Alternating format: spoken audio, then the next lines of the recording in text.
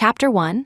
The surprise. I was using an alt account to send gifts to my best friend on her live stream when I noticed that her mysterious, Prince Charming boyfriend, whose face was never shown, was wearing the matching promise ring I had given my own boyfriend.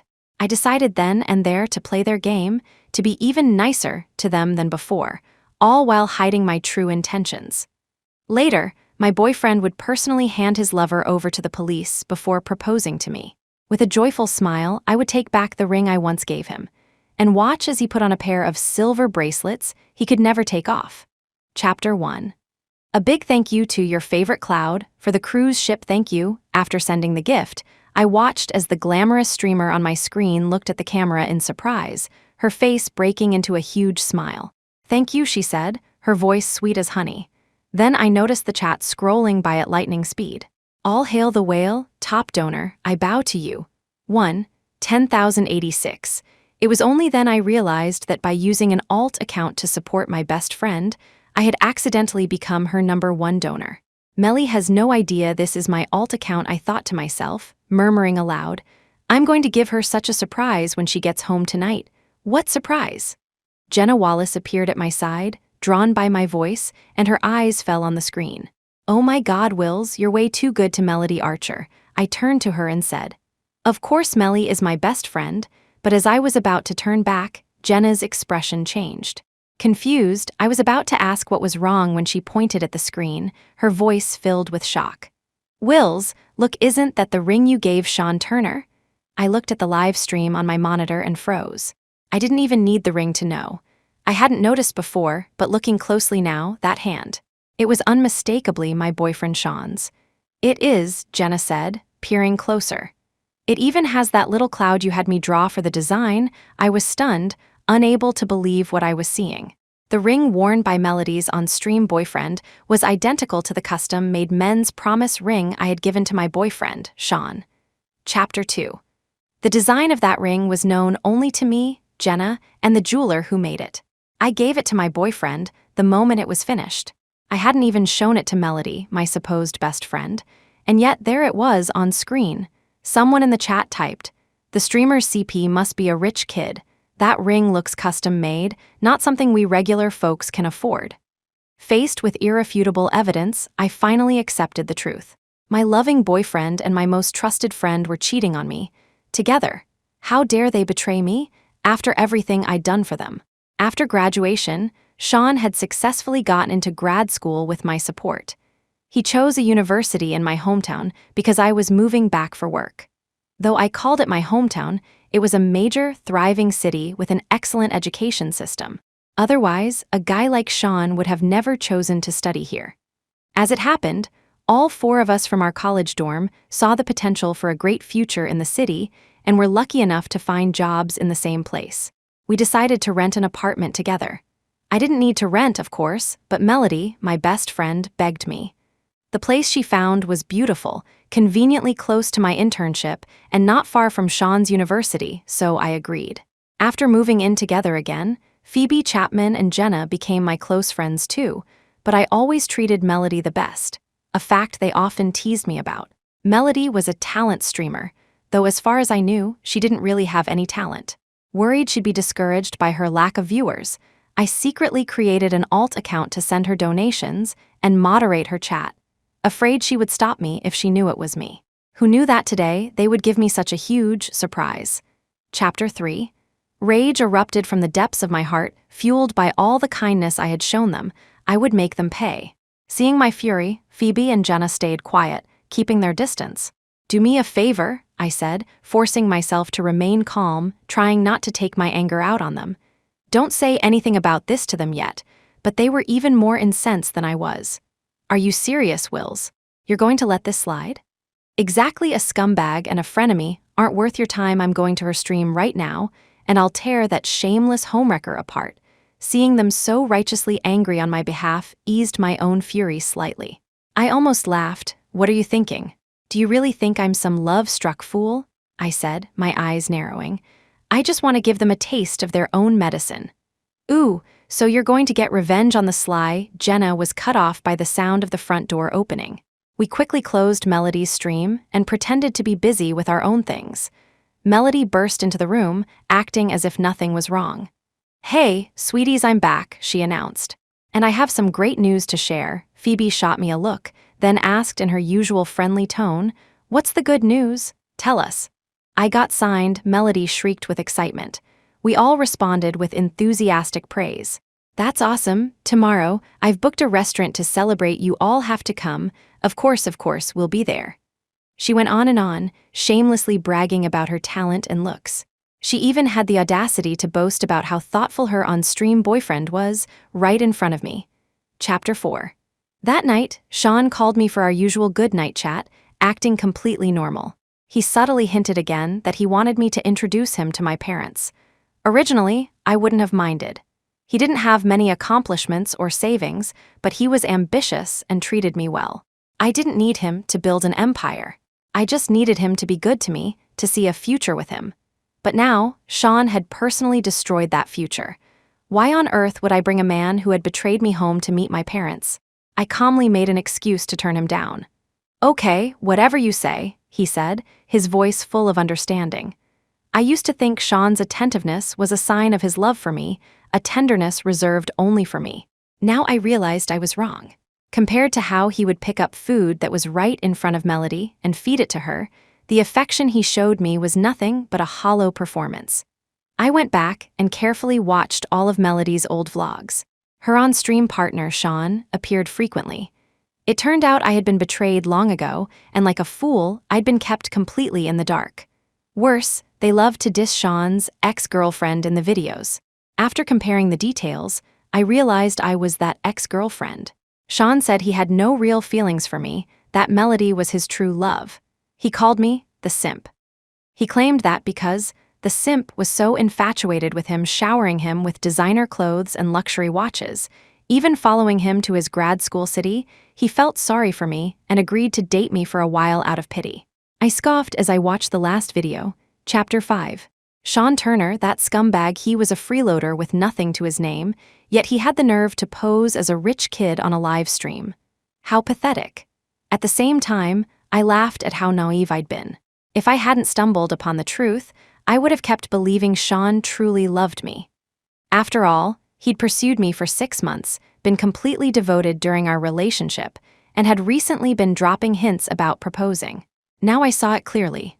In Shawn's eyes, I was a trophy to show off, or perhaps a walking ATM. He'd even asked me for part of his tuition money, but never, ever someone he loved. His talk of proposing now was likely just a ploy to get local residency status through me. I swallowed my rage for now. A simple confrontation would be letting them off too easily. I was going to teach them a lesson they would never forget. I saved all the videos of Melody and Shawn together. They would be one of my best tools for revenge. The next day, after we all got home from work, Melody excitedly dragged us out for her celebration dinner.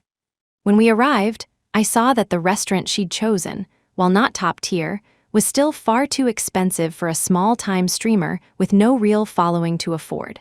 In the past, whenever Melody said she was treating, I always ended up paying the bill.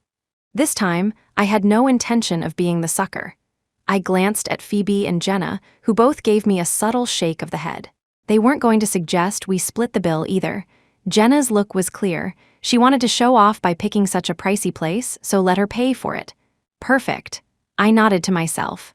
Let's see how Melody Archer gets out of this one. Chapter 6. I'd always known Melody was a bit vain, but I had underestimated the extent of it. Now that the rose-tinted glasses of friendship were shattered, I re-examined her past behavior through a new lens. Honestly, if I were meeting her for the first time now, we would never have become friends. It was only then that I realized Melody had been exploiting my affection for her all along, using it to make me tolerate her increasingly awful behavior. I laughed at myself internally and decided to give them one last chance to squirm. For the sake of the little bit of good they might have shown me in the past, even if it was all part of a calculated plan. If they came clean after I dropped a hint, I would choose a different path for my revenge. While we waited for our food, I held up my hand to Melody. "Melly, do you like my ring?" I asked her directly. I might as well have said, "Doesn't my ring look just like the one your on-stream boyfriend wears?" "Wow, it's gorgeous," Melody exclaimed, smiling at me. In the past, I would have been fooled by her dazzling smile, thinking she was genuinely complimenting me. But this time, I looked closely at her eyes and saw a flash of jealousy so intense that even her squinting smile couldn't hide it. I also caught a flicker of anger. I really had been blind and foolish. How did I not see the vipers I had surrounded myself with? My hint was delivered. Now, I just had to wait for their reaction. Let Melody go home and start a fight with Shawn. It seemed she was only just now realizing the ring on his hand was a gift from me. Chapter 7. Revenge. I stared at the ring on my finger, a ring I had only recently started wearing again. I made a silent vow. One day, no matter how valuable it was, I would have it melted down. The ring itself had done nothing wrong, but looking at it reminded me of how I had been duped by that scumbag Shawn, buying him things, even helping to pay for his education. Jenna, sitting beside me, noticed me staring into space and gently tapped my hand under the table. I snapped out of it and saw that our food had arrived. Melody had pre-ordered for everyone. A quick glance around the table confirmed that, aside from Melody's own plate, almost no one had been given a dish they actually liked, including me, her supposed best friend. In fact, the plate set before me contained foie gras, my most hated food. I had told Melody this explicitly, but she clearly hadn't listened. I looked at my plate and almost laughed out of sheer anger. And Melody still had the gall to ask me for a gift. "Dearest Wills," she cooed, her eyes wide with expectation, "you got me a present, right?" How could I possibly disappoint her? After all, I always gave her something whenever she had something to celebrate. For her birthday last year, I'd given her a pair of crystal high heels. She had been so happy she was moved to tears. Back then, I thought she was touched by my genuine friendship. Now, I realized she was probably just crying with joy over owning a pair of expensive shoes. I wasn't ready to reveal that I knew the truth. So, as usual, I had a gift ready for her. But this time, my gift was bound to be a disappointment. Chapter 8. I hadn't bought anything expensive, just the cheapest painting I could find online. The subject: a branch of apricot blossoms, leaning over a wall, a classic symbol of an adulterous woman. The painting was titled The Wayward Bloom. I smiled sweetly at her. "Don't you think this bloom suits you perfectly? It's such a lucky bloomer, and it just makes you happy to look at it." Melody's smile vanished as she looked at the cheap painting in my hands. A flicker of confusion crossed her face. "Oh, yeah, I saw that online and told Wills about it." Phoebe chimed in, helping me out. It was a good save, since I rarely shopped online, and it would have been strange for me to suddenly pick a gift for Melody from a website. Phoebe's excuse worked. Melody's suspicion faded, replaced by a tight, forced thank you that sounded like it was spoken through gritted teeth. I felt a surge of satisfaction. During the meal, I made an excuse and left early. In the end, Melody had to foot the entire bill herself. Later, Jenna texted me, joking that after paying for that dinner, Melody would probably be eating dirt for the rest of the month. I just shrugged. What did that have to do with me? She was the one who chose the restaurant. I'm not her mother. Why should I pay for her? Before I left, I noticed that Melody had understood the hint of the wayward bloom. If the ring wasn't obvious enough, the painting was a blatant message about what they were doing. But a dog always returns to its vomit. And a scumbag can't change his cheating ways. They continued to act normally around me, occasionally trying to coax gifts and favors out of me, all of which I deflected. And once again, Shawn appeared on Melody's stream. Chapter 9. It suddenly occurred to me that because Shawn never showed his face on the stream, none of the viewers knew what he looked like. Without his face, I couldn't prove it was him.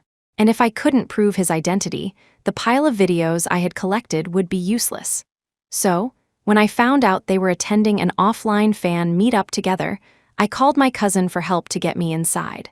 The real reason Melody had managed to get signed in the first place was because my cousin, Brandon White, was a major shareholder in her streaming platform. When he heard my best friend wanted to stream on his platform, of course he was going to help me promote her. With my cousin's help, I breezed through security at the supposedly exclusive event.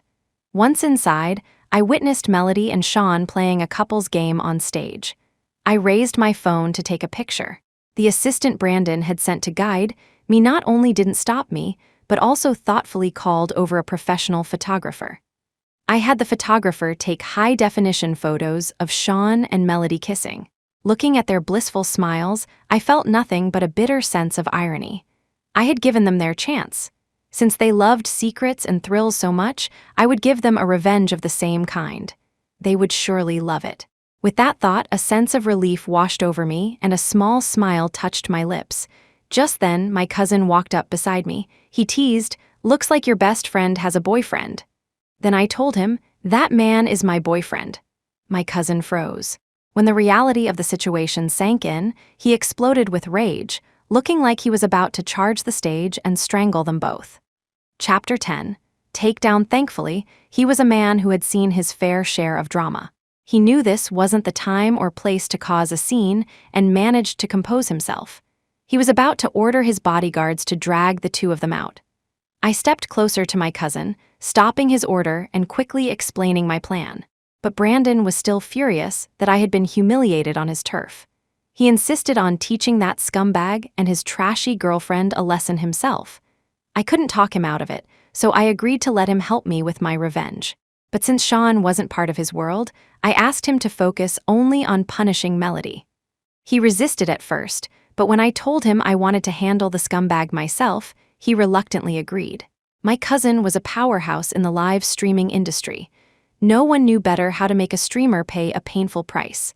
"The higher they climb, the harder they fall," Brandon said to me with a smile. "It'll take a bit longer, and that little streamer will get a taste of success. But only after she's experienced being on top will she be unable to accept the reality of crashing back down due to her own mediocrity." I nodded in complete agreement. They had deceived me for so long, letting them off with a quick and easy punishment would be a cruelty to myself. Brandon laid out his plan. "I'll have someone sign her to a high-stakes performance-based contract. It's all legal and above board. In fact, if she's as talented as she claims, it could even be a good thing for her. But I've already seen right through her," he continued. "The only thing she has going for her is her face, and even that is just barely passable." Chapter 11. And in this industry, there are plenty of girls prettier than her. Honestly, if she wasn't your friend, our platform would have never signed her. She has zero potential for development. Her biggest splash lately was when some sucker sent her a virtual cruise ship. "That was me," I admitted through gritted teeth. It took Brandon a moment to process that I was the one who had spent the money. Then he poked me squarely in the forehead. "You really are something else," he said, his tone a mix of frustration and affection. "Anyway, I'll take care of her, you just wait and see, and you need to learn from this. I can't have my cousin being fooled by a Miss Innocent like her." It's embarrassing, I lowered my head, too ashamed to speak. It wasn't entirely my fault for being too trusting, I thought. Their acting skills were truly top-notch, but I knew I needed to be more careful. So I quietly watched as my cousin put his plan into motion.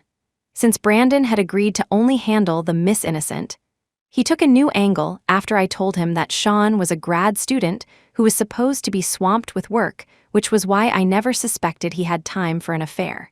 Brandon instructed Melody's new manager to pressure her into bringing Shawn on her streams more often.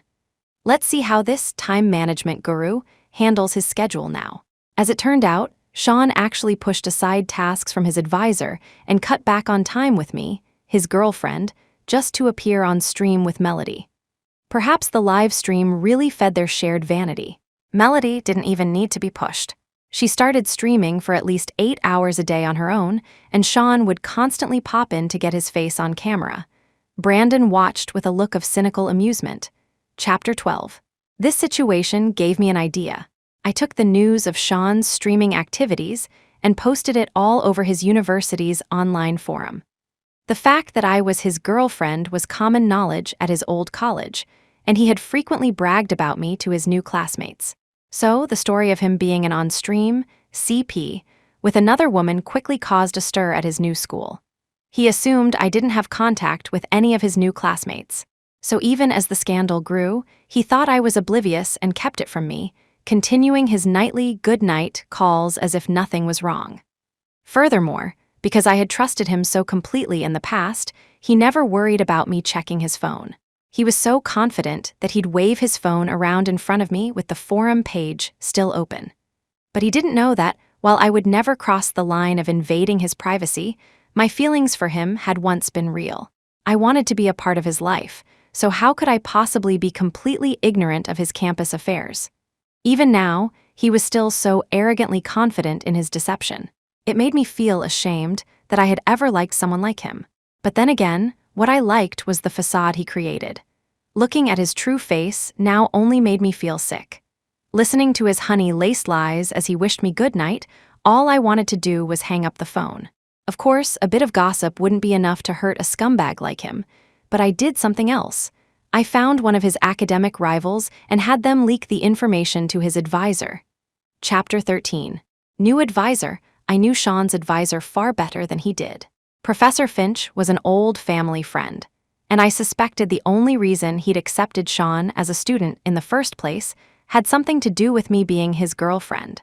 Back when I was still clueless about Shawn's true nature, I had casually mentioned to Uncle Alistair that my boyfriend was hoping to study under him. From what I knew of Professor Finch, he would never tolerate one of his students wasting their potential on frivolous pursuits. Sure enough, not long after I had the news passed to him, Shawn came running to me. "Wills, you're the only one who can help me now," he pleaded.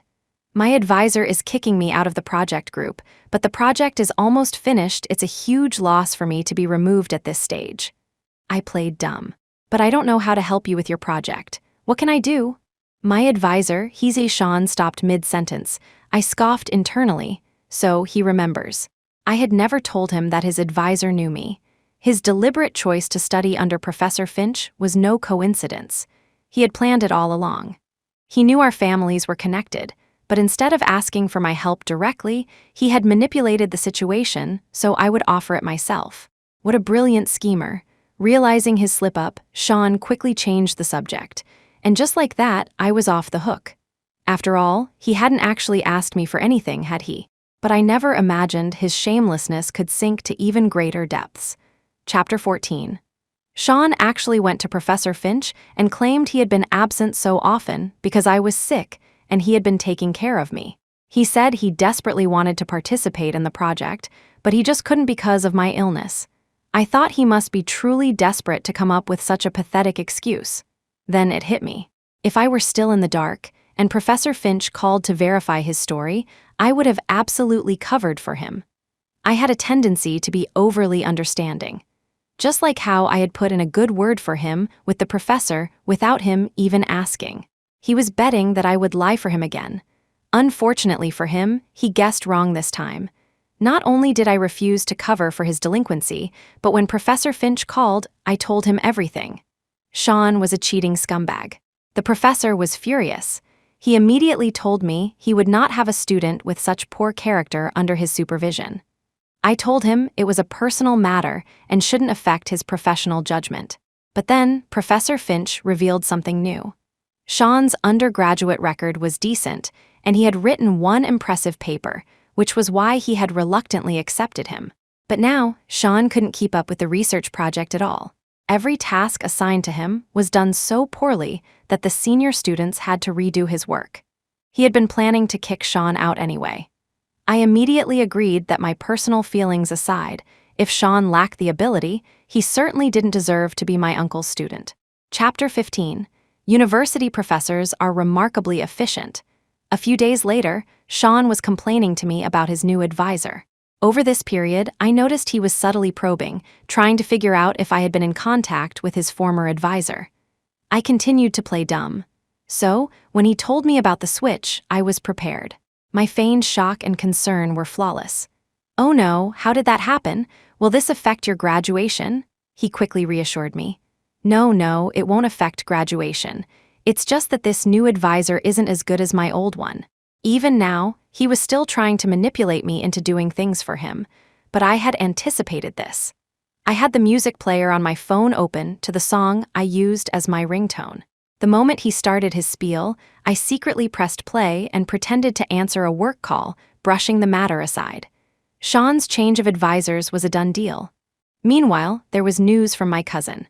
Brandon felt that pulling strings from afar wasn't enough. He wanted to get personally involved in my revenge. I sighed when he called me. My cousin loved stirring up trouble. He claimed he was helping me, but he was really just looking for some entertainment. He told me he had discovered that Melody not only dreamed of becoming a celebrity, but also of marrying into a wealthy family. As it happened, he was, by all popular definitions, a rich heir himself and a successful one at that. Melody now had access to the company building. It was only a matter of time before their paths crossed. All he had to do was give her a couple of suggestive looks, and she would undoubtedly take the bait.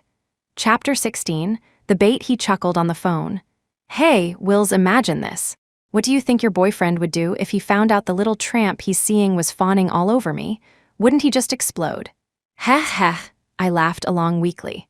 You know, if this woman wasn't so utterly low class, I'd even sleep with her just to really stick it to your boyfriend. That would probably kill him from pure rage, he added with a hint of regret. I silently agreed. Yes, Melody is not worthy of any association with my cousin. While Brandon was a playboy who never got attached, he at least had the decency never to cheat. My dear cousin was a man of action. He said he would get involved, and he did so immediately. That evening, when we got back to the apartment, Melody started subtly bragging to us that a young, handsome shareholder at her company seemed to be interested in her. You guys, ever since I started at the company, he's been showing up so much more often. He even bought us all boba tea the other day. I only had one sip to watch my figure. But it was really sweet.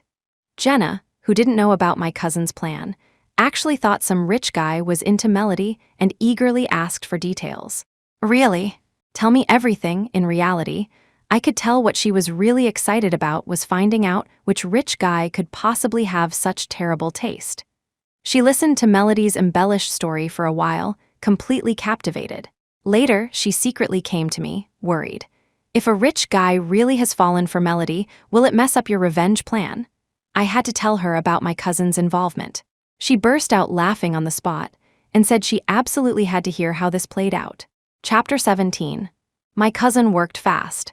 In less than 2 weeks, Melody had an invitation to a banquet from him and was convinced she was going as his date. She was ecstatic as she prepared for the event. But as she started getting ready, she realized a problem. The clothes she owned were either cheap knockoffs she used to fool her fans on stream or out-of-season items I had given her. As for shoes and bags, besides the crystal high heels I'd gifted her, she had nothing presentable. While many of her clothes were genuine designer brands, they weren't nearly nice enough for an event like this. If she were a content person, her current life would be more than comfortable. But she was the type who was never satisfied, so I knew she wouldn't give up this opportunity. In the past, she often borrowed my clothes for events, and usually after she wore something once, I'd just let her keep it. Thinking back now, I was so glad I never wore anything after she had. The thought made my skin crawl. This time, she naturally came to me to borrow a new dress, but I had already sent all my formal gowns back home, precisely because I didn't want her touching my things anymore. So I told her with great regret that I had nothing new for her to borrow. To my astonishment, she actually opened my closet herself. I watched her thieving behavior, wanting to laugh out loud. Good thing I had already moved my things. When Melody saw that my closet was indeed empty of gowns, she was probably running out of time. She didn't make the ridiculous request she often used to asking me to go home and get something for her, a demand I had always indulged. Chapter 18. She hastily put on the out-of-season dress and the crystal heels I had given her, but when I saw the whole ensemble, I cringed. It was beyond tacky. Thank God she isn't my cousin's real date, I thought. He would be utterly humiliated. After getting dressed, she realized she had no jewelry. She came to me, completely entitled. Wills, I remember you have a really pretty necklace, right? Can I borrow it? Of course, I wouldn't agree. I pretended to think for a moment, then looked at her innocently. Oh, but I sent that necklace out to be cleaned. What about your other ones? You have other pieces, right? Anything will do, just let me borrow something, she demanded, showing no shame at all. I sneered internally. What do you mean, anything will do? What does any of my stuff have to do with you? I'm not wearing any, I replied flatly, not even bothering to put on an expression. My attitude angered her and she looked like she was about to lash out. But just then, her phone rang. It was my cousin, rushing her. Suddenly frantic, she didn't have time to argue with me anymore. She paced around anxiously, and then her eyes landed on a gorgeous necklace on Jenna's desk. She snatched it and bolted out the door. Jenna hasn't agreed to lend. My words were cut off by the slamming door. Don't worry, Jenna said, a rare, cold anger in her voice as a smirk spread across her face. I'll let her borrow it. She can even have it. She won't get away with this. Now you two just wait for the show to begin.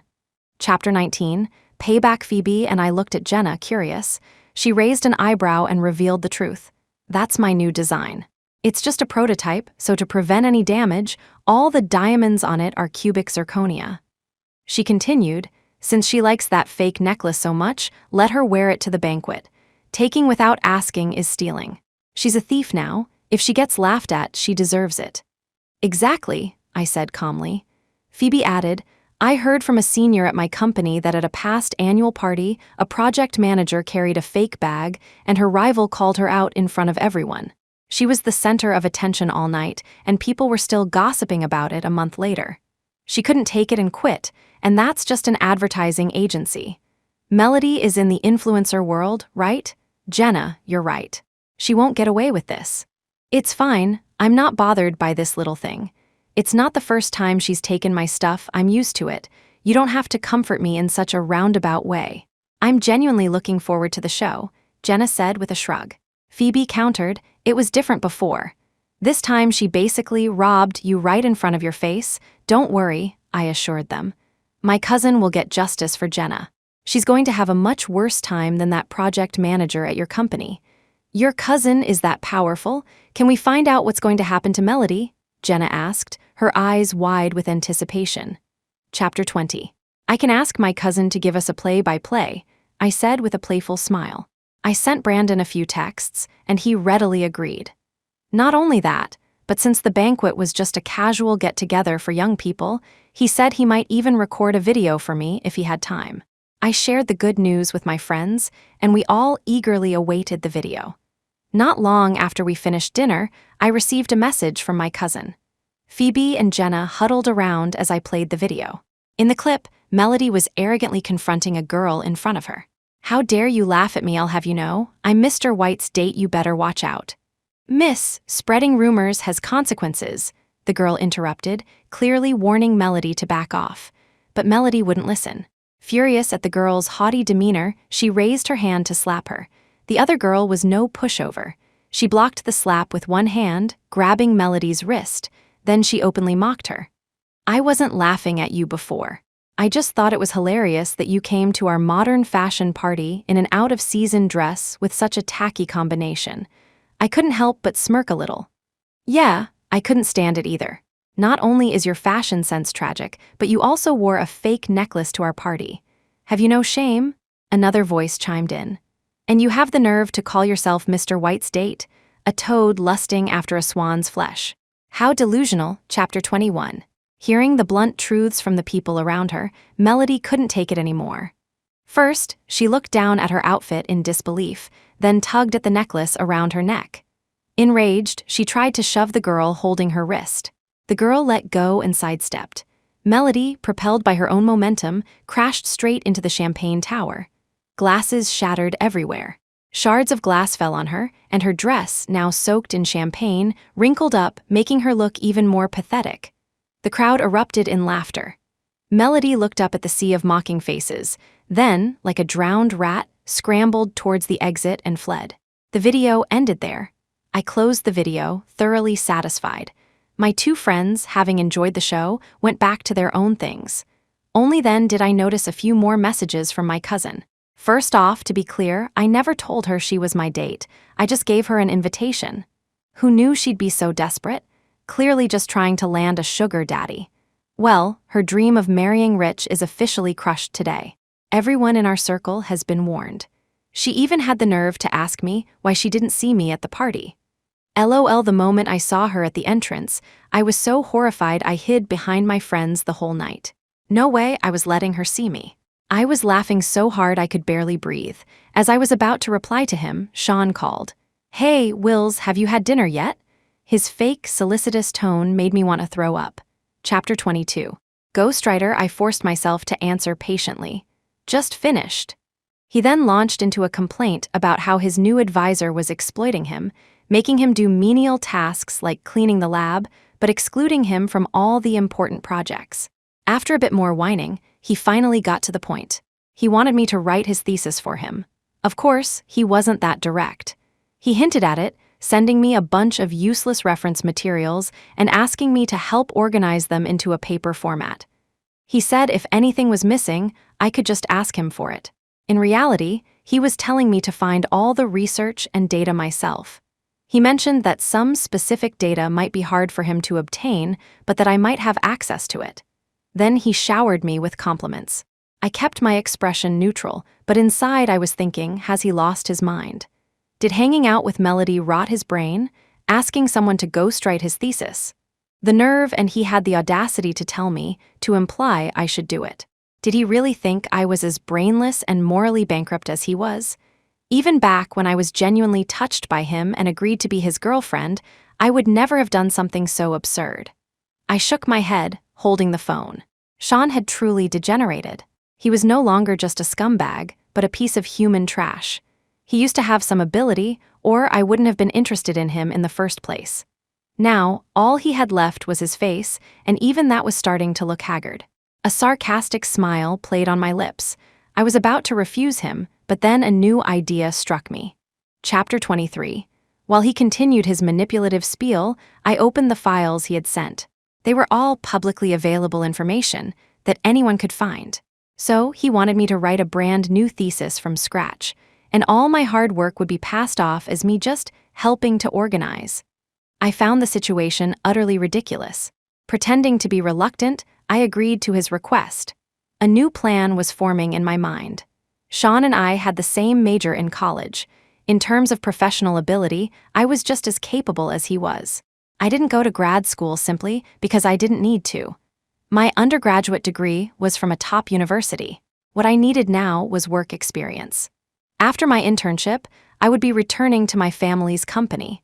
I was already familiar with the thesis topic Shawn had given me. He probably knew I could do a good job, which is why he was trying to persuade me to ghostwrite it for him. From what I knew of his abilities, if he actually put in the time and effort, he could write a decent paper himself, even without access to the same data I had. But he was clearly heading down the wrong path. Well then, I would just help him get there a little faster. I took some time to write the paper. Then, using an obscure pseudonym, I submitted it to an international journal. While I waited for the review process, Shawn kept pestering me for the paper. I told him I hadn't worked on this kind of thing in a while and needed more time. He hesitated but ultimately agreed to wait. I shook my head. He had just missed his only chance to save himself. He couldn't blame me for what came next. Chapter 24. When the review came back, I made some revisions based on the editor's feedback and resubmitted it. This time, it was accepted. The editor confirmed it would be published in the next issue. Once I had confirmation, I thanked the editor, satisfied. After I received the physical copy of the journal with my published article, I sent the paper file to Shawn. Our chat history was clean, just some daily greetings and other trivialities, and now these two files. All the incriminating conversations about the paper had been over the phone, as Shawn was careful not to leave a digital trail. I was happy to oblige him. All I was doing now was sending someone a paper that had already been successfully published. What was wrong with that? As for what Shawn would do next, I could guess. Sure enough, it wasn't long before I heard that Shawn had been blacklisted in his academic circle. Just as I predicted, Shawn was too busy fooling around with Melody to pay any attention to his studies. He hadn't bothered to check the latest international journals. So he took my paper, made a few minor changes, and submitted it to his advisor. His advisor, of course, was up to date with the latest research. He immediately called Shawn into his office and tore him to shreds. The advisor probably wanted to keep the matter quiet. But unfortunately for Shawn, fearing his advisor would steal his work, he had already submitted the paper to a domestic journal. The result was predictable. The news that Shawn Turner had plagiarized a paper from a recent international journal went viral. Chapter 25. Arson. He called to demand why I had sent him someone else's paper. I feigned innocence. Oh, really? I think I sent the wrong file. I found that paper while I was doing research and downloaded it to read. I must have mixed it up with the one I meant to send you. He was too embarrassed to admit to me that he'd been accused of plagiarism. and he was in a hurry to deal with the fallout, so he brushed me off with a few words and hung up. I was happy to be left alone. If he wanted to hide it from me, fine. I would just pretend I didn't know anything. He's already leached off me once, and he wants to keep using me, I thought with satisfaction. There's no such thing as a free lunch in this world. Everything I ever gave him, I will take back, piece by piece. Perhaps because Shawn was too preoccupied to pay her any attention, Melody had been extremely irritable lately. I checked in on her live stream and discovered that many of her viewers were demanding to see her rich boy CP. But Shawn was busy trying to salvage his academic career. He had no time to play the role of a wealthy heir in her stream. As a result, her viewership and popularity plummeted. She was on the verge of fading into obscurity again. And that wasn't all. Her carefully constructed persona was starting to crumble. Without Shawn flashing my designer watches and shoes by her side, people finally noticed that her own clothes were either out of season or looked like cheap knockoffs. She was panicking, that's why she had been so on edge. I also noticed her shooting hateful glares at Jenna, and she had been staring at me with undisguised jealousy. Chapter 26. What is she planning now? I wondered. I considered the possibilities. Maybe she would claim some new achievement and ask us to throw her another celebration party, hoping I'd give her a gift. Or maybe she'd try to borrow my clothes and bags again, or even just take them without asking. But I never could have predicted what she did next. She burned a dress that Jenna had just finished designing. The night before, I had stayed up late with Jenna, helping her finish the dress. We were so exhausted that we fell asleep together in her bed. Only Jenna and I were in the apartment that night, so she hadn't put the dress away in her closet. Who would have thought that Melody would sneak back in the middle of the night and set it on fire? Jenna and I were both in a deep sleep. By the time the smell of smoke woke us, the dress was almost completely gone, and the fire had spread to other things. The room was filled with thick smoke. I felt that if we had woken up any later, we would have died from carbon monoxide poisoning. The mannequin holding the dress was emitting a pungent, noxious smell. Thank goodness for that smell, or we might have perished in our sleep. The fire was already close to the electrical wiring. Even Phoebe's bed, in the same room, was scorched. Luckily, the fire wasn't too big when we discovered it. We scrambled out of bed to safety, grabbed the fire extinguisher we'd bought when we moved in, and quickly put out the flames. After making sure there were no embers left, we collapsed by the door, exhausted. We were so lucky we didn't have anything flammable in the room, or it could have been a fatal disaster. Chapter 27. Melody had gone too far this time. She had tried to kill us. Any last shred of tolerance I had for her was consumed in that fire. She was pure evil. Why should I show her any mercy? I thought Melody would run after starting the fire and never return to the apartment. But she managed to sink even lower than I could have imagined. Her shamelessness knew no bounds. After we had extinguished the fire, Melody returned, probably to see if we were dead. The moment she walked in the door, Jenna shot up and slapped her across the face. The force of the blow sent Melody stumbling to the floor, her shoulder hitting the wall, her hair falling across her face. "Jenna, why did you hit me?" she whimpered, clutching her cheek and looking up with wide, innocent eyes. Jenna grabbed her by the hair and dragged her into the charred room. "Oh my God, what happened?" Melody gasped, her performance of shock sickeningly fake, as if she had nothing to do with the fire. She looked the very picture of innocence. A shameless, White Lotus bitch. Jenna stared at her, furious. "What happened? Don't you know? Didn't you burn my dress?" "What? Why would I burn your dress? And I wasn't even here last night," she cried, then pointed a finger at me. "Only you and Willow were here. It must have been her. She burned your dress." I laughed out loud. "Why would I burn Jenna's dress?" "How should I know?" she said with a malicious little smile. Jenna snapped, "Enough with the act. You damn Miss Innocent, how have we been anything but good to you? What did I ever do to you to deserve this?" Chapter 28. The bully seeing that Jenna wasn't falling for her act, Melody finally dropped the pretense, her face twisting into a hideous snarl. "Look at you, Jenna, so sure that I'm the culprit. I wasn't even here last night, but you never suspected Willow, who was right here with you. You didn't suspect Phoebe. Either you only suspected me, isn't that because you never considered me a friend? And you, Willow," she shrieked, turning to me. "You claim to be my best friend, but you're always tossing me your unwanted clothes and used makeup. You look down on me, don't you? You just love showing off how much better your life is. I was never anything more than an accessory for the wealthy heiress. And Phoebe is no better. She's never given me a kind look every single day I lived with you three. I was being bullied. You all excluded me. I thought she had completely lost her mind. Why would she think I'd burn the dress I had just stayed up half the night helping Jenna create? As for the things I tossed her, most of them were barely used, some even unopened. And I had never once flaunted anything in her face. We had never excluded her. Get out of my sight. I never want to see you again," Jenna screamed at her. None of us wanted to hear another word. We took her key and threw her out. Jenna clutched the charred remnant of her dress and began to cry. "Don't worry," I said, hugging her. "You focus on your work. I will make her pay for this." She hugged me back and nodded. Chapter 29, we reported Melody to the police for arson, but she managed to evade responsibility, claiming it was an accident. Since there was no major harm done, she was let go with a warning. But I wasn't going to let her get away with it. I immediately arranged for all of her belongings in the apartment to be incinerated. Everything, including the gifts we had given her, was cleared out. I had always paid the rent up front for the four of us. She hadn't even paid me her share for the previous month, let alone the current one. So we kicked her out for good. She came back demanding her things, and I told her they had all been destroyed in the fire she started.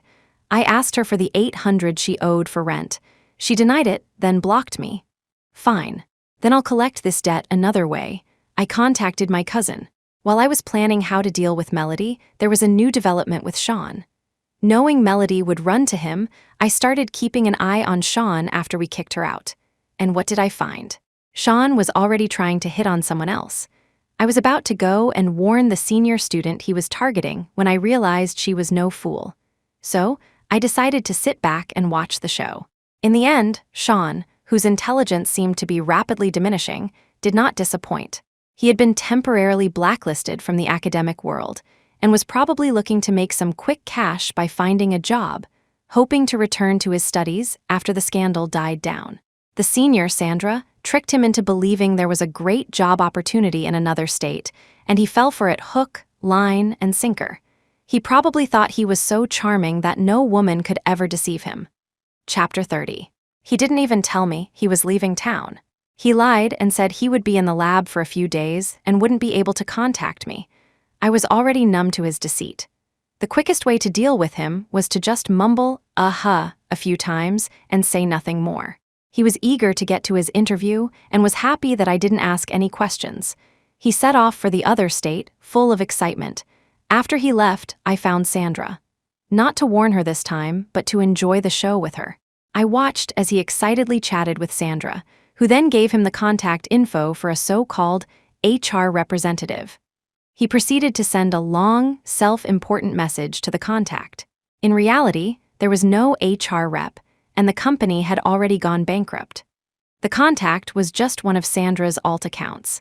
She led him on a wild goose chase all over the state, only for him to discover that the place he was supposed to go to didn't exist. When he tried to confront her, she had already blocked him. Sandra was a pro at messing with scumbags. She had been vague, only saying she knew of a company and that she had a friend there, never confirming anything. After being played for a fool, Shawn could only rage impotently. What could he do? Sandra was more capable and better connected than he was.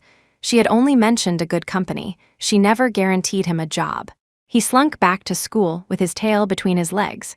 I called to ask him how the lab work went. Through gritted teeth, he told me it went very well. I made the call while I was with Sandra. Hearing Shawn trying to save face, we both burst into silent laughter. Chapter 31. Roommates. After we stopped laughing, Sandra asked, "So what's the deal with you and that scumbag? Are you like me, just enjoy messing with losers for fun?" "Not exactly," I said calmly.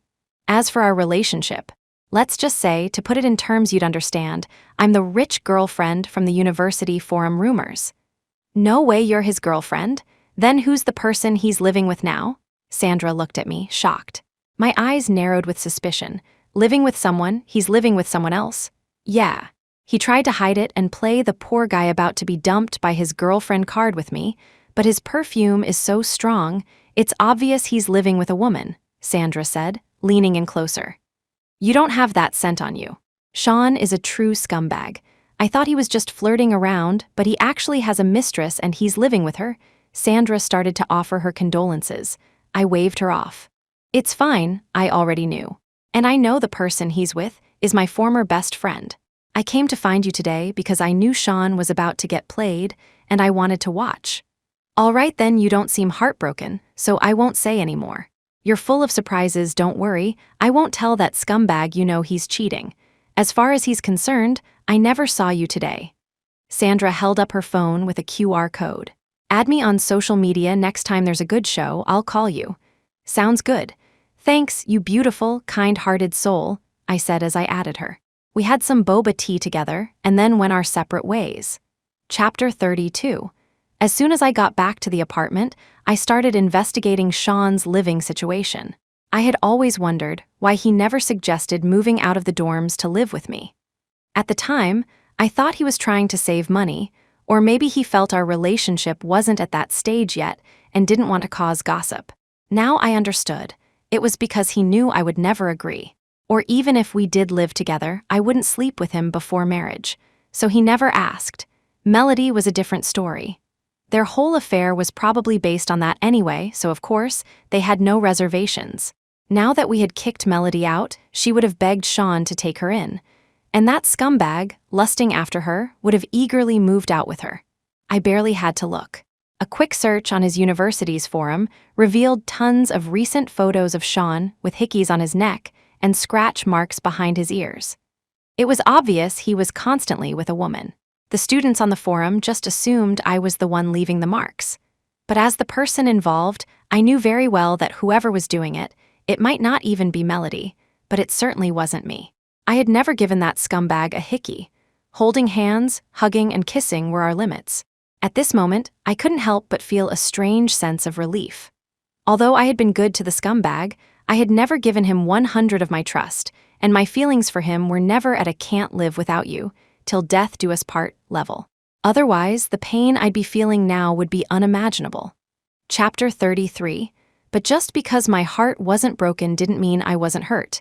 That scumbag had stabbed me in the back, and now he was living it up. How could I allow that? And Melody too. She had just burned down our apartment and been thrown out like a stray dog. Did she think she could just find a new kennel after a few days on the streets? Not so fast. It seemed that getting a new, crappy advisor and being blacklisted by the academic community was too light a punishment for him. He still had the energy to fool around with that White Lotus bitch Melody. I needed to make them both busy. With that thought, I picked up my phone. I called my cousin, who was in the process of dealing with Melody. Brandon told me he had been doing his best to promote her to death, but she had already peaked. He was done trying to build her up. Now he was going to start pulling her resources, one by one, letting her feel the slow, cold descent into obscurity from which she would never recover. So, he was about to move on to the next phase. But before that, he was going to make sure Melody earned back every penny he had invested in her.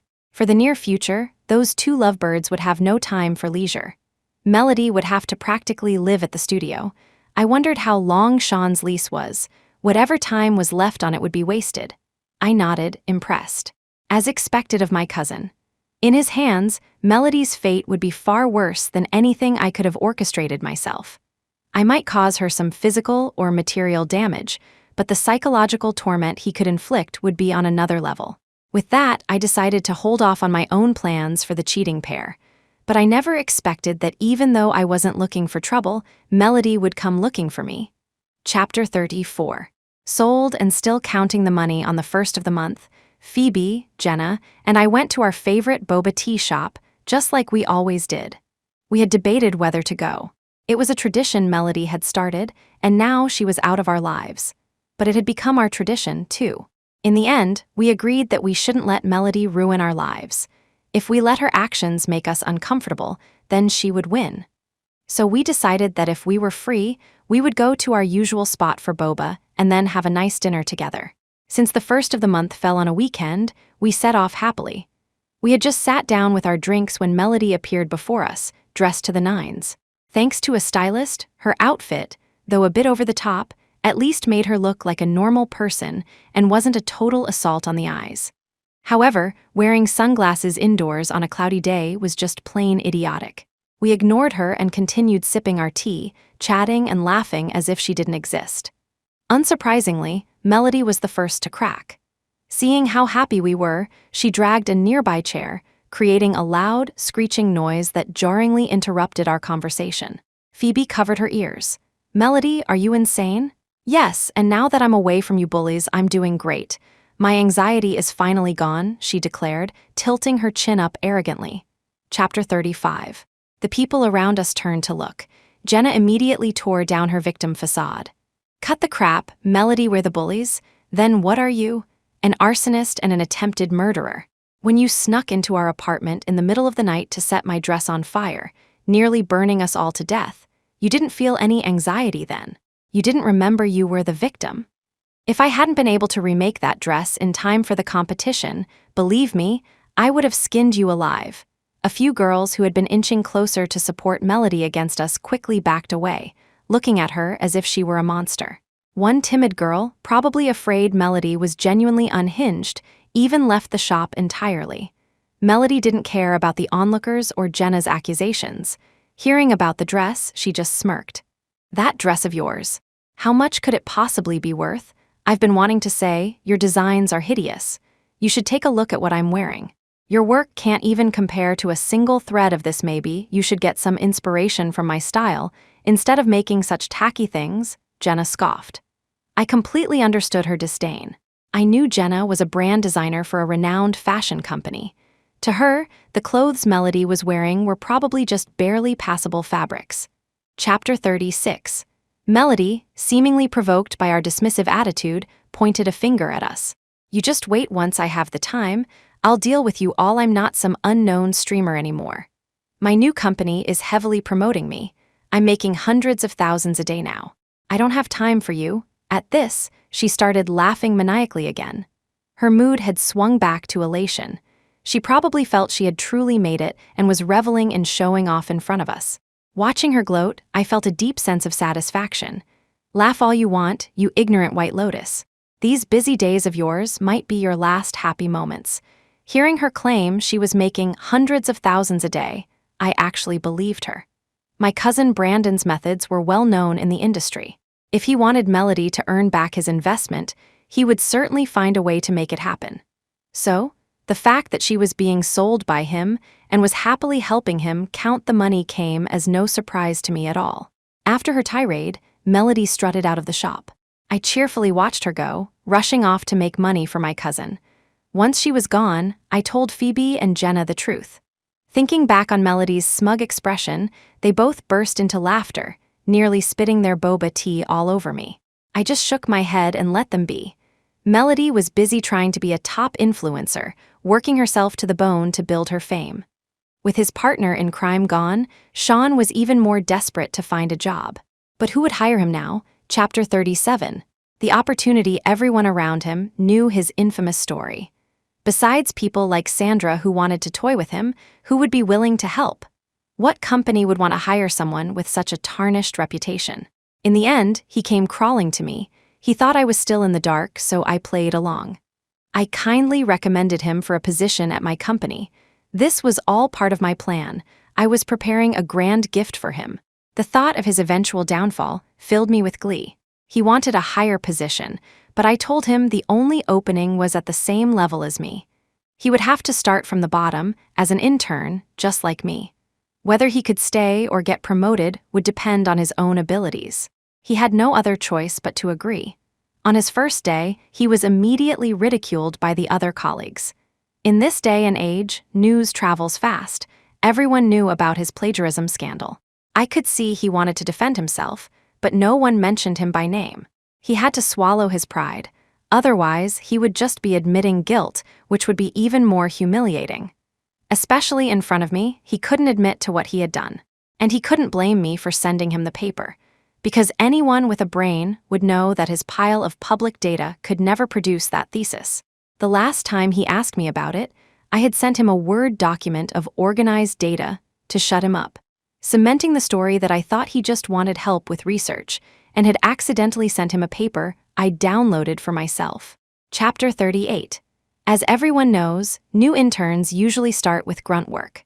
For someone like Shawn, whose reputation for plagiarism had spread through the company group chat before he even arrived, that meant a lot more grunt work. His arrival actually lightened the load for the other interns. Everyone started dumping their dirty work on him. He was the one always refilling the water cooler and fixing the faulty faucet. He was given almost no time to rest. Shawn came to me to complain, but I brushed him off, pretending to be busy with work. Seeing that I really was occupied, he left in a huff. At the same time, even while being universally mocked, he still had the energy to try and seduce others. Within a few days, he was secretly flirting with our female supervisor. I watched with a smirk as my boss, Catherine, flirted back. He must have thought I was blind. He flirted with her right in front of me, in the same office. When others teased him about it, he would just say it was normal office banter, then turn to me with a reassuring look. Naturally, I played the part of the understanding girlfriend, giving him a look that said, "I trust you." Inside, I was thinking, yes, I trust you. To be an absolute piece of garbage. Seeing how reasonable I was, he let his guard down. He leaned in and whispered, "Wills, just wait. I'll be making enough to support you soon. I've found a great opportunity, and I might be able to get a permanent position." "Really?" I asked, my face lighting up. And I was genuinely happy because this opportunity was one I had prepared for him. Chapter 39. To confirm things, I took a rare trip to the company gym downstairs during my lunch break. People teased me, asking why I was suddenly interested in working out. I laughed and chatted with them. But of course, I wasn't there to exercise. I was there to find someone. "Wills, what are you doing here?" A beautiful, striking woman stepped off the treadmill and walked toward me. This gorgeous woman was none other than our decisive and efficient boss, Catherine Evans. She was also my next-door neighbor. "I came to check on the progress of our little project," I said with a smile. She covered her mouth and giggled. "Don't you worry, you know I get things done. He hasn't suspected a thing. He's chomping at the bit, ready to show off at the partnership meeting." "That's great," I said, pleased. "You need to be careful, though," she added, patting my shoulder. I looked at his resume, and it's quite impressive, but his performance since he started here doesn't match what I saw on paper. I think he might try to use some underhanded tactics.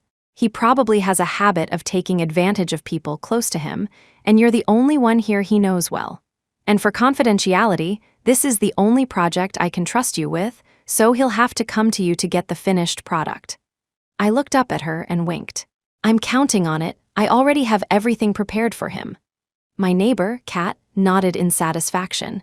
Then she tried to drag me to work out with her, lecturing me about the importance of exercise. I was so annoyed, but in the end, I couldn't escape and had to join her for a session. Chapter 40. The scapegoat. The day before the partnership meeting, as expected, he still hadn't finished the proposal. After all, he was busy fending off Melody's harassment, flirting with our boss, and trying to make sure I hadn't discovered his antics. His mind was anywhere but on his actual work. With his focus so divided, even his 100 effort would have resulted in a failing grade. Of course he couldn't do it. So when he came to find me that day, I deliberately made an excuse to go to the restroom, leaving my computer unlocked. In the restroom, I received a text from my neighbor, Kat. She had seen him copying my files from the security camera footage. I nodded, splashed some water on my face, and walked out happily. The next day, the partnership meeting began. He was given a prominent speaking slot, specially arranged by our boss. And that slot was right before mine. He stood up and began presenting the project I had created, using a PowerPoint that he had only slightly altered by changing the template. He confidently laid out the plan, but he had no idea that I had changed one crucial piece of data. That data was the core of the partnership, the one thing the other party was most interested in. As he announced a number that was so ridiculously off it was laughable, the client's representative furiously threw his files on the table and stormed out. Other colleagues rushed to stop him. Shawn, completely oblivious to what had just happened, stood at the podium like an idiot, watching the client leave the conference room in stunned silence. Then our boss laid into him, screaming that he had completely sabotaged this critical project and insulted our partner. Chapter 41. Unsurprisingly, Shawn was sued by the company. If he lost, he would face massive fines and be blacklisted from the industry. When he was about to go up for his presentation, I had looked at him with feigned shock. He, probably feeling guilty for stealing my speaking slot, had avoided my gaze and walked away without a word. Now that he had caused this disaster, he didn't dare come to me. He could only go to our boss for help, but of course, she just mocked him with a few sarcastic remarks and threw him out. He probably thought she was just angry at him for messing up. In reality, this was all part of my plan. My neighbor, Kat, had come to me a while back, complaining that the company wanted to end a partnership with a client who had been engaging in some shady practices. But since they were a long-term partner, simply cutting ties would lead to negative gossip in the industry. They needed a reason for the client to be the one to break off the partnership. That way, even though the client would be angry, our company would come out looking better in the public eye. The company had put this task on her, but if she were the one to execute the plan, she would end up being the one to take the fall. So, I thoughtfully provided her with the perfect scapegoat, Shawn. The proposal Kat had officially submitted was my flawless original version. The one Shawn copied was the version where I had altered the key data. Since he copied it the night before the meeting, he had no time to review it. Thus, he naturally presented the wrong data, and the company's losses would be his responsibility. Chapter 42. In reality, the company's lawsuit was just a formality. They wouldn't actually make him pay. After all, it was technically a work error, and he couldn't afford it anyway. The company wasn't stupid enough to do something that would alienate its employees, but his reputation and future job prospects were truly gone. From his entry into the company, to our boss dangling the opportunity in front of him, to him stealing my files, and finally, him presenting the wrong data and causing a catastrophe, it was all a carefully laid trap, designed step by step based on his own character flaws. As Kat had said, if he had a change of heart and didn't take the bait, I would have been the one to present. This was just the first meeting. We could have found another way to end the partnership later. But Shawn, just as I expected, walked right into the trap I had set for him. We didn't even need a backup plan.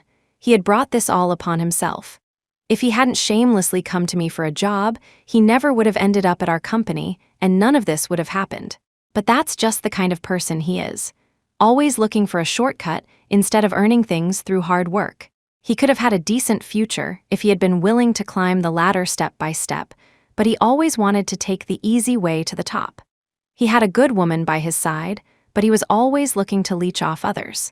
Now all the opportunities he could have had were gone.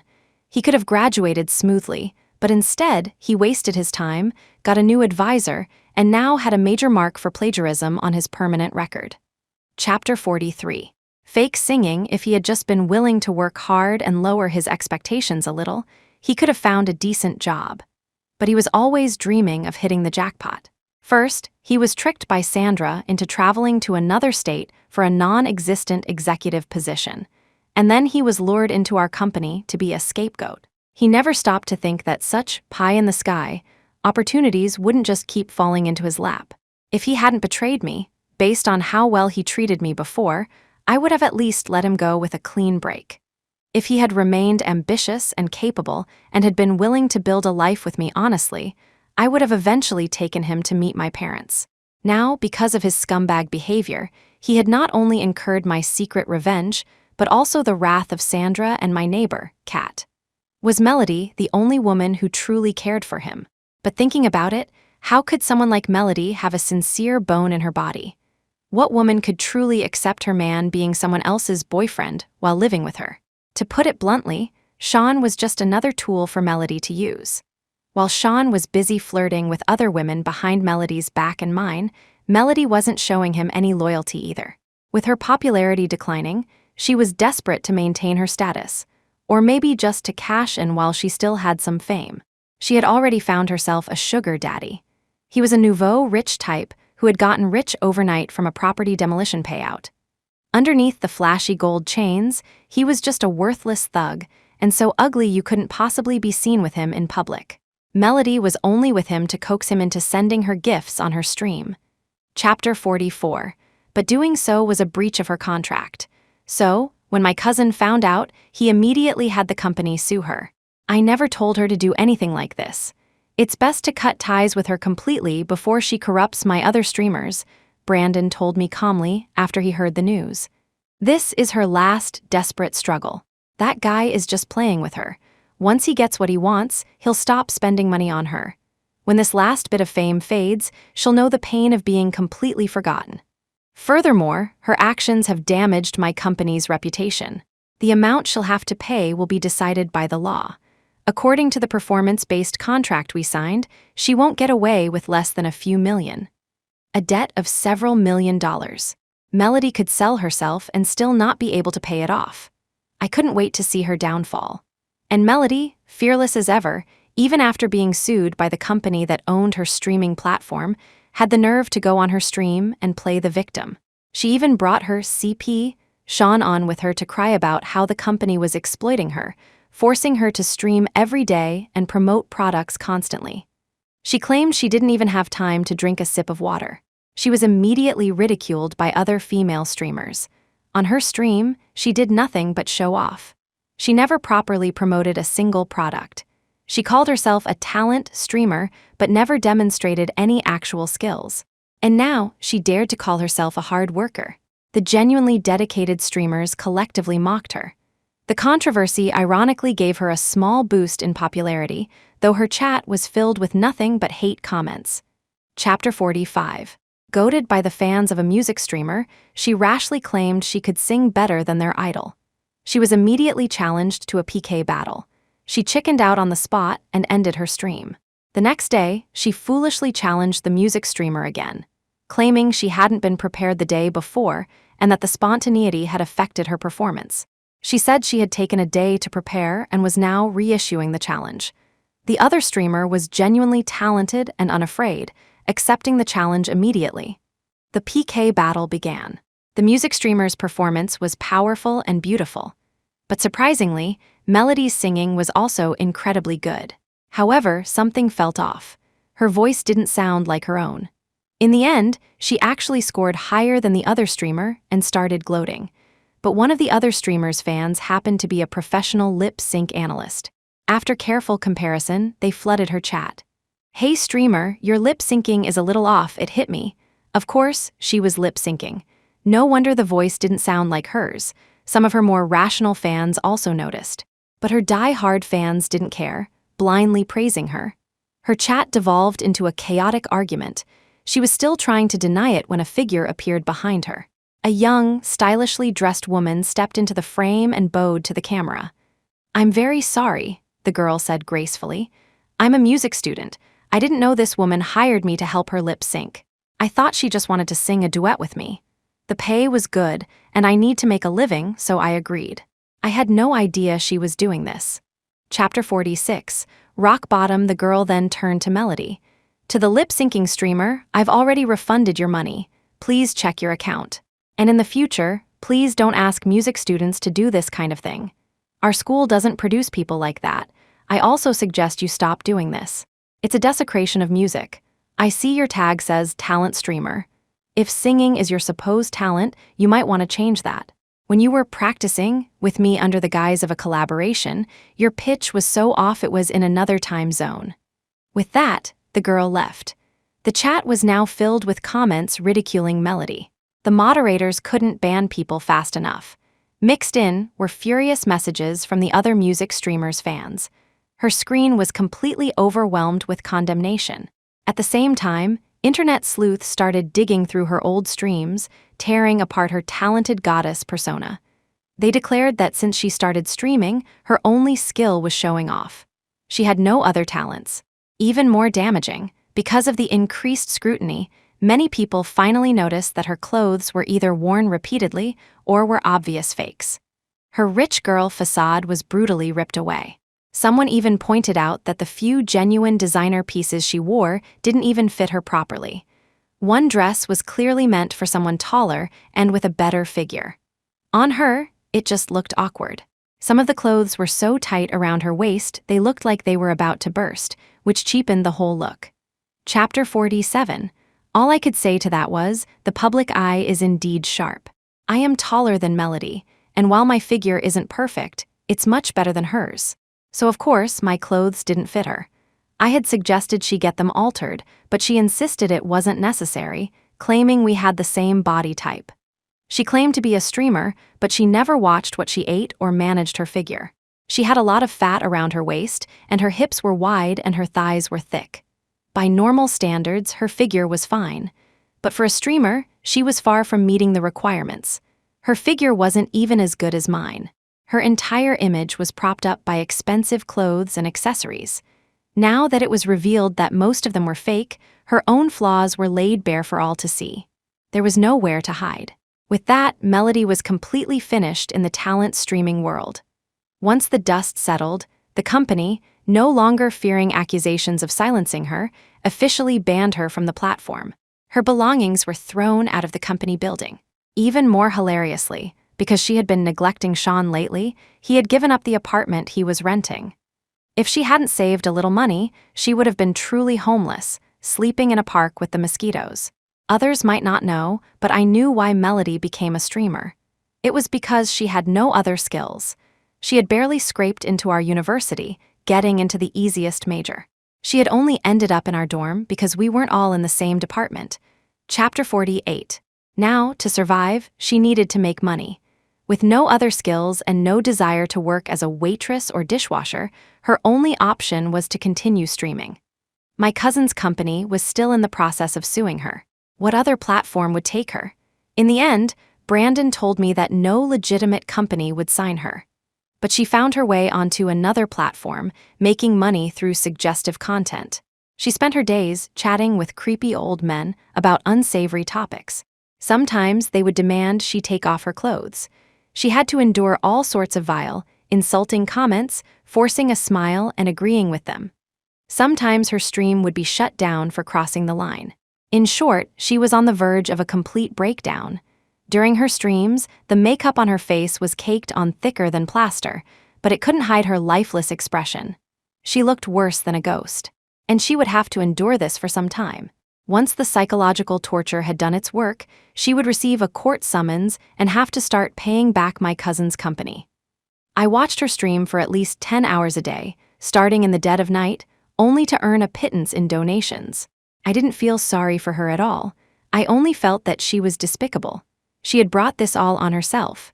I hadn't even had to lift a finger against her personally, and she was already on the brink of collapse. It was almost disappointing. To think that this useless woman was the one who had cheated with my boyfriend behind my back. It made me realize how blind I had been. What a poor judge of character. Chapter 49. Never forgive in the end, the company won the lawsuit. Melody was ordered to pay $8 million in damages. Of course, she tried to dodge the debt. For someone as inept as her, that amount would take a lifetime to pay back. She still had some time before the enforcement began, so she planned to flee the country. Did my cousin know her plan? Of course. He just scoffed and did nothing. Because with the debt she was carrying, Melody was already barred from leaving the country. That escape route was sealed shut.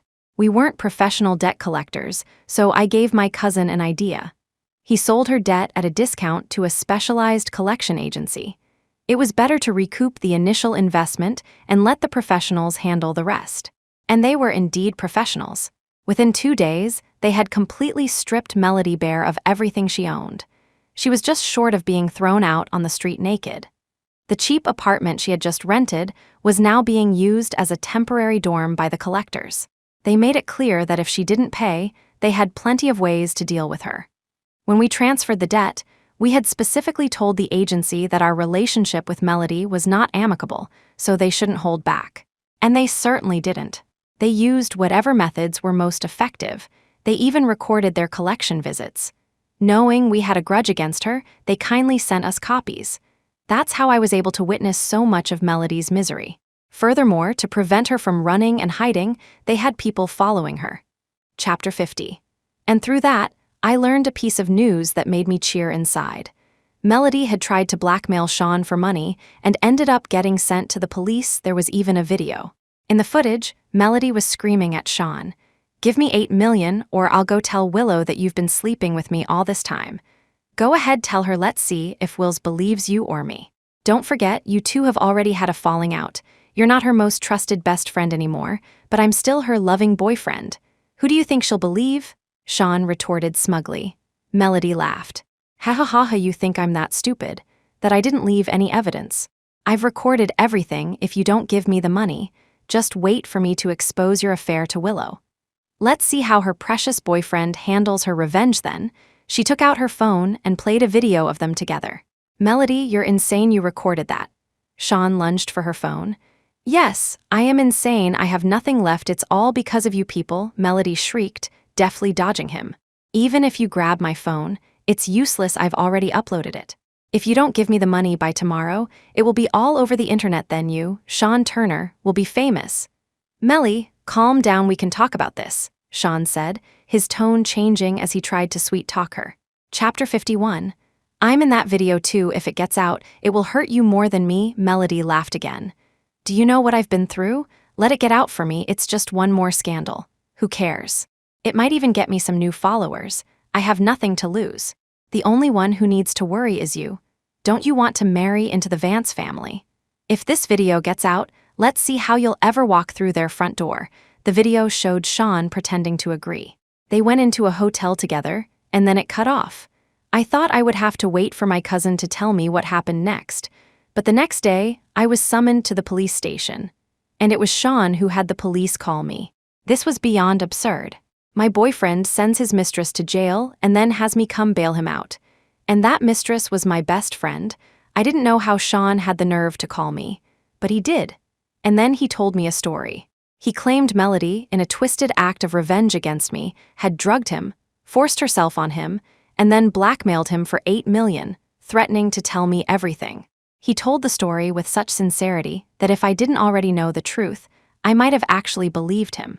He was testing the absolute limits of my patience. He was probably so confident that he thought I would endure even this without breaking up with him. But he was wrong. Even if I hadn't known the truth, this would have been the end. We would have had a clean break. I would never, ever tolerate my boyfriend doing something like this. Never forgive. Chapter 52. The proposal, but I hadn't yet made him feel the same humiliation I had felt. I wanted him to fall from his highest point of triumph into the deepest abyss. So, instead of breaking up with him, I pretended to believe his story and forgive him. And just like that, Melody Archer was sent to jail by the very man she had worked so hard to seduce. She would now face the judgment of the law. Because the amount of blackmail was so large, even though it was an attempted crime, the evidence was overwhelming, and she would face criminal charges. The argument happened right in front of the hotel, so the security footage was easily obtained. There was no escaping prison for Melody, and she might face an even longer sentence due to the $8 million debt she owed, which had been transferred from my cousin's company. Or perhaps worse, the collection agency might not sue her, but would simply wait for her release to continue hounding her. I had it all planned out. For Shawn's birthday this year, I was going to give them both a perfect birthday live stream, so everyone could see the faces of this cheating pair. But I never expected Shawn to keep finding new ways to prove that his intelligence had been completely drained by Melody. I gave him some time to cool off. I was planning to say something to get his hopes up, like suggesting he meet my parents after his birthday to let him indulge in his fantasy a little longer. But before I could, he got himself into the police station again. And this time, I was the one who personally sent him there. He really was the victim this time, because for a moment I wasn't watching, he had been scammed by a pyramid scheme. Chapter 53. He must have been desperate for money after all his setbacks. A graduate student getting tricked by a pyramid scheme, it was almost unbelievable. If I hadn't discovered it right after he was lured in and called the police, he might have been completely brainwashed by now. Honestly, if it weren't for the sake of social stability, I would have loved to let him experience what being brainwashed felt like. But since the organization was a danger to society, I had to report it. So, I was the reason he ended up in jail for a second time. And once again, I was the one to pick him up. He was too ashamed to call any of his family or friends. He could only call me his girlfriend. I suppose he figured since he had already lost face in front of me once, a second time wouldn't make a difference. When I arrived at the station, he looked at me with his head hung low. Wills, I was just too impatient. I wanted so badly to achieve something so you could proudly introduce me to your family. It's okay. Everyone gets scammed at some point. After all, I was scammed by you for a very long time, I added silently. Your birthday is coming up anyway, I said gently. Let's have a celebration to wash away all this bad luck. For this scumbag, this must have been the pinnacle of his life in a twisted way. To have a woman so utterly fooled by him that even after he cheated, went to jail, got scammed, went to jail again, and was left penniless. She was still by his side, lovingly planning his birthday party. He must have been floating on cloud 9, chapter 54. With the preparations made, setting up a birthday live stream was easy. Especially since Shawn, afraid of further embarrassment, said he just wanted it to be the two of us. I booked a restaurant and arranged with the owner to let Phoebe and Jenna sit at a nearby table, ready to stream our table on their phones. Once everything was ready, I brought Shawn to the restaurant. A good meal was important, so I had planned to eat first and save the surprise for when we sang "Happy Birthday" and he made his wish. But I didn't expect that halfway through the meal, after we had finished our steaks and were waiting for the next course, Shawn would get down on one knee, hold up a ring box, and give me a huge surprise. He actually had the nerve to propose to me at a time like this. I laughed, a mix of anger and amusement, but he saw me smile and probably thought it was a smile of joy. He made his vow with utter conviction. Willow Vance, marry me, I made a successful investment, and I'll be able to buy a house soon. We can move in together and build a warm little home. I will be good to you for the rest of my life. I sat in my chair, silent. He probably thought I was just stunned. Will you marry me, Willow? He asked again. And can you be loyal to me for the rest of your life? I asked. I swear I will only love you for the rest of my life, he declared. The people at the surrounding tables started to cheer, chanting, marry him, chapter 55. The takedown listening to Shawn's answer, I felt nothing but irony.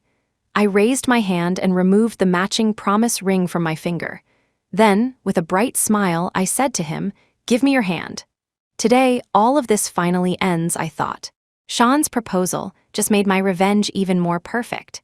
He was ecstatic, eagerly holding out his hand, waiting for me to take off his promise ring as well, so we could replace them with the engagement ring. I did as he wished, slowly sliding the ring off his finger. But as he impatiently reached for my left hand, I pulled it back and hid it behind me. Then, holding up his ring, I told him, I will not marry you, not in this lifetime. Why? He asked, his voice filled with panic. The cheering from the crowd died down, and the restaurant fell silent. Still holding his ring in one hand, I picked up my phone with the other. Do you know why? Because this ring is the evidence of your affair. He looked completely bewildered. He gave a forced laugh. Wills, are you joking? This is the ring you gave me. I haven't taken it off since the day you put it on my finger. It's proof of our love. How could it be evidence of me cheating? Yes, I'd like to know that too. What were you thinking? When you were fooling around with my best friend behind my back, live on stream for everyone to see, did it not occur to you to take this ring off first? I asked with a sweet smile. Chapter 56. When you were showing off this ring in that White Lotus's stream, did you even remember that it was a gift from me? You had probably forgotten by then. I shoved the ring in his face, then pulled it back. I swatted the ring box out of his hand, sending it flying. You'll be loyal to me for life. Does that mean being loyal by cheating with my best friend? Did you think that as long as I didn't find out, it never happened? Shawn Turner, you are disgusting. What a joke, you'll be good to me for life. Is your good using me? Trying to get me to write your thesis, find you a job, and maybe even hand over my family's fortune to you? We were over the moment you got together with Melody Archer. Don't ever think you'll get anything from me again. As of now, you are no longer my boyfriend. My voice was clear and loud. After my speech, I played the video of his argument with Melody. Into the Vance family. The phone's volume was on high, and everyone around us heard it clearly. Now, Shawn was the target of everyone's contempt. People were already searching for Melody's name. I kindly provided her old streamer handle. Although her channel was banned, there was plenty of dirt on her online.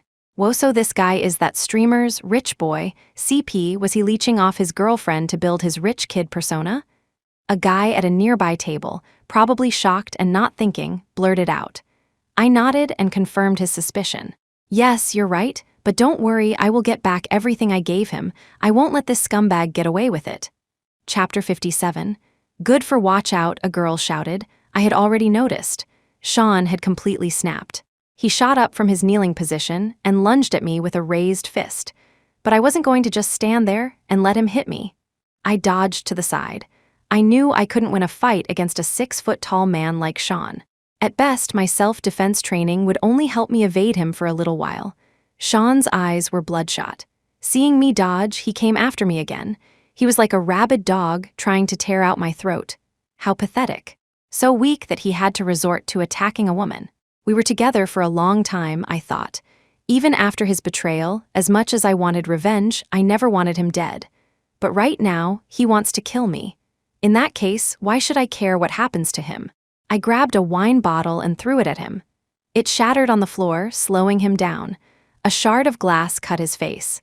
He touched his cheek, wincing in pain, then charged at me with even more fury. I threw a plate at him to block his path. At the same time, I thought they should be here any second now. Some men from the crowd were starting to move to protect me. Phoebe and Jenna, who had been hiding, were also rushing toward me. But none of them were as close to me as Shawn. I dodged again, but his fist was closing in on my face. Just as he was about to hit me, a loud, authoritative voice boomed from the restaurant entrance. "Stop, Chapter 58. Tears behind bars, everyone was startled by the voice. The shout seemed to snap Shawn back to his senses for a moment. He looked toward the entrance, and his eyes went wide with shock. His forward momentum sent him sprawling face first onto the floor. I saw who was at the door and finally relaxed. While we were still eating, I had someone call the police. I had calculated the time. They were right on schedule, and the police were indeed prompt. They arrived at the entrance just as I was about to be assaulted, stopping Shawn's violent attack. "We are from the Economic Crime Investigation Department," a police officer announced. "Mr. Shawn Turner, you are suspected of corporate espionage. Please come with us to assist in our investigation." The officer stated the facts with stern impartiality. Looking utterly defeated, Shawn picked himself up from the floor and obediently held out his hands. And then I watched as he was fitted with a pair of silver bracelets that he would never take off for the rest of his life. Some stains never wash out. Since he had broken the law, he had to face the consequences. And just like that, Shawn was taken away. The birthday live stream I had prepared for him had come to a perfect conclusion. Of all the birthday gifts I had ever given him, this was by far the most satisfying. With the toxic people in my life gone, the resentment that had been building up inside me was finally released. Now, I felt nothing but relief. From now on, when I thought of this scumbag and his trashy girlfriend, I would no longer feel that thorn in my side. I had been good to them in the past, and now I had been good to myself. I could finally let go and move on.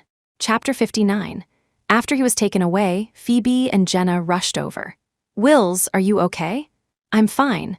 I had already calculated when the police would arrive, so I wasn't worried about him getting violent.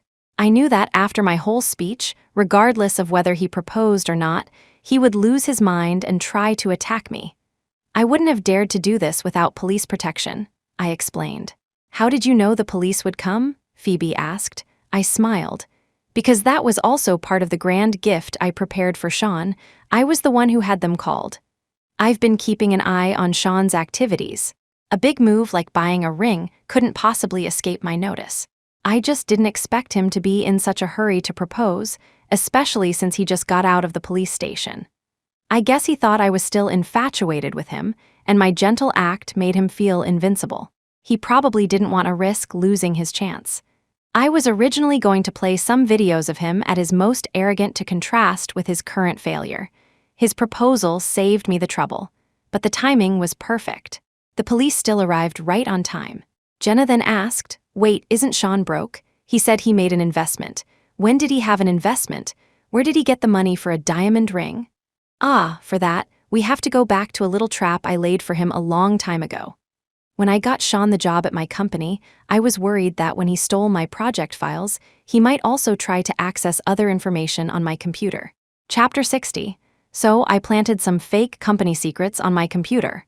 These files, if leaked, wouldn't harm the company at all. In fact, they would be beneficial. I was waiting for him to try and use them so I could take him down in one fell swoop. Protecting my company's interests was just as important as getting my revenge. He didn't use them back then, but when he was at his wit's end, He remembered them and decided to sell company secrets. When I found out he had bought a diamond ring, I knew something was up. How could he afford it? I did some digging, and sure enough, he had sold the fake information I had planted. So I contacted my neighbor, Kat, and had her coordinate with me to call the police and have this scumbag arrested. Now, everything was settled. The scumbag and his trashy girlfriend were both going to be crying tears behind bars. It was a cause for celebration. The internet was in an uproar. Their story was exposed and became a huge sensation. The web was filled with people condemning them. They were finally famous, and the internet never forgets. When they get out, they will face social death. I was completely satisfied with this outcome. They would never bother me again. After this incident, Phoebe, Jenna, and I continued to live together for a while. When they both found boyfriends and moved out, I left the apartment too. I had the matching promise rings melted down. Everything related to those two was now completely gone from my life. I went back to work at my family's company, ready to face new challenges. Everything was looking up. Chapter 61, Epilogue. Shawn's perspective. Congratulations. Shawn, my neighbor's son, who was my age, clapped me on the shoulder, genuinely happy for me. I smiled and nodded at him. Thanks. His mother followed behind him, beaming. Shawn, you've really made something of yourself getting into such a prestigious university. Your parents' hard work has finally paid off. Your younger siblings will be counting on you now. I forced a stiff smile and thanked her, lowering my head. In truth, I just wanted to escape. This impoverished home was suffocating. That was why, even though a university closer to home had a better program for my major, I chose the one farthest away. I loved being at school. I hated being home. Because at home, someone was always reminding me that my family had sacrificed everything to get me where I was. It made me feel like my own efforts were invisible. So, after the celebration dinner, I fled. I didn't return once in 4 years of college. My university years were wonderful. No one knew I was Shawn Turner from Turner's Creek. They only knew me as Shawn Turner, the top scorer on the city's entrance exam. There was a beautiful girl in my class named Willow Vance. I could tell from a single glance that she came from a very wealthy family. After much hesitation, I decided to pursue her. It took 6 months, but she finally agreed to be my girlfriend. But she was so conservative. She felt more traditional than the girls back in my village. Even when we stayed at a hotel, she insisted on booking a room with 2 beds. She would never sleep in the same bed as me. Physical intimacy was rare, and a kiss was our limit. So, when her more uninhibited best friend, Melody Archer, started making advances, I didn't hesitate to fall into her arms. Melody could give me the passion I craved. I started seeing her in secret. Shortly after getting into grad school, my academic and professional life started to fall apart. This time, Willow couldn't help me. So when Melody suggested we live together, I agreed without a second thought for Willow. Melody went crazy. She dared to threaten me to tell Willow about us. I decided to go all in. Willow loved me so much. She would definitely forgive me, so I sent Melody to the police. After hitting rock bottom again, I remembered the flash drive with some of Willow's company's confidential files. I found one of her company's rivals and sold the files for a good price. But it wasn't enough. Melody was right. I needed the support of Willow's family. So I decided to strike while the iron was hot, while Willow was still completely infatuated with me, and propose. At the birthday party, listening to Willow's words, I felt like I had been plunged into an icy abyss. I felt like I had been made a fool. I lost control. I wanted to kill that vicious woman. But the moment the police appeared, I snapped back to reality and collapsed on the floor. I understood then. My once bright and promising future was well and truly over. The rest of my life would be spent rotting in the mud.